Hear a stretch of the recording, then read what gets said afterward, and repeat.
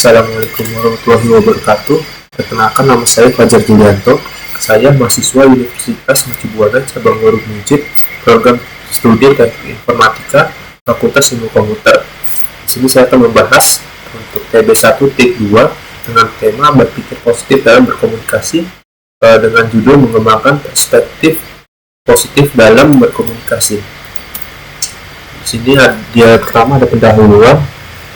Dan setiap interaksi manusia, kekuatan berpikir positif adalah kunci yang membuka pintu menuju hubungan yang lebih kuat, pemecahan masalah yang lebih kreatif, dan kesuksesan yang lebih besar.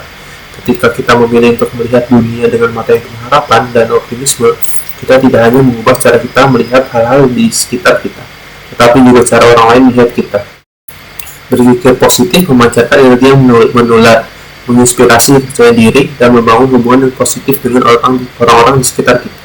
Jadi, mari kita tetap mengutamakan pikiran yang optimis dalam setiap interaksi kita.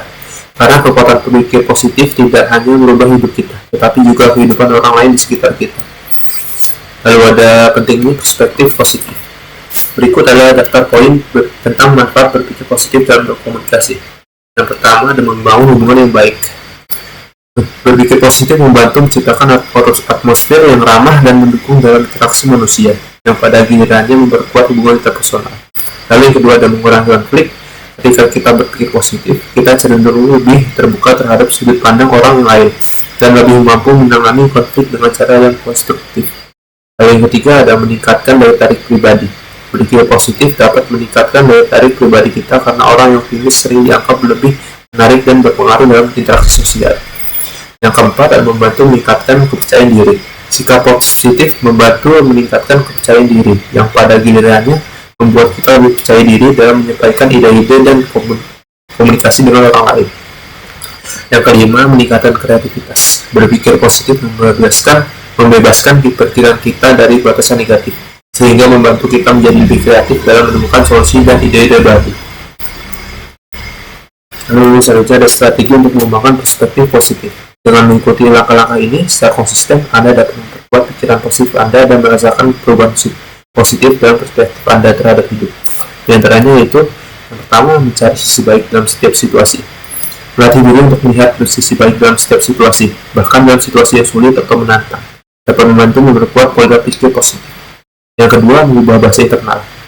Sadari dan ubahlah bahasa internal Anda dari negatif menjadi positif. Misalnya, dari saya tidak bisa melakukan ini menjadi saya akan mencoba yang terbaik dan belajar dari pengalaman ini. Lalu yang ketiga, latihan mindfulness. Praktik mindfulness atau kesadaran akan diri sendiri membantu Anda tetap fokus pada saat ini dan mengurangi kecenderungan untuk membiarkan pikiran negatif menguasai pikiran Anda. Yang keempat, membatasi paparan terhadap berita negatif.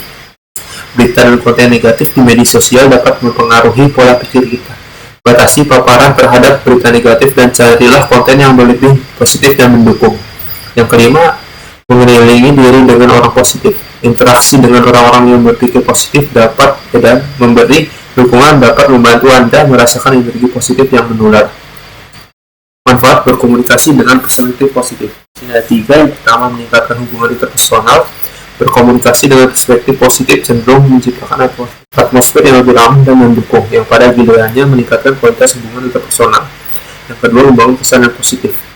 Orang yang berkomunikasi dengan perspektif positif cenderung memberikan kesan yang lebih baik kepada orang lain, yang dapat membantu meningkatkan reputasi dan citra diri mereka. Yang ketiga, meningkatkan produktivitas. Komunikasi yang positif cenderung meningkatkan produktivitas karena atmosfer yang positif mendorong kerja sama yang lebih baik dan kinerja yang lebih efisien. Yang terakhir ada kesimpulan. Dalam berkomunikasi, sikap dan perspektif kita memainkan peran penting dalam membentuk dinamika interaksi kita dengan orang lain. Mengembangkan perspektif positif dalam berkomunikasi tidak hanya menciptakan hubungan yang lebih baik, tetapi juga membuka pintu menuju kesuksesan yang lebih besar dalam berbagai aspek kehidupan kita. Dari mengurangi konflik hingga meningkatkan produktivitas. Manfaat dari berkomunikasi dengan sikap positif sangatlah nyata. Mungkin itu saja dari saya. Kurang lebihnya mohon maaf. Wassalamualaikum warahmatullahi wabarakatuh.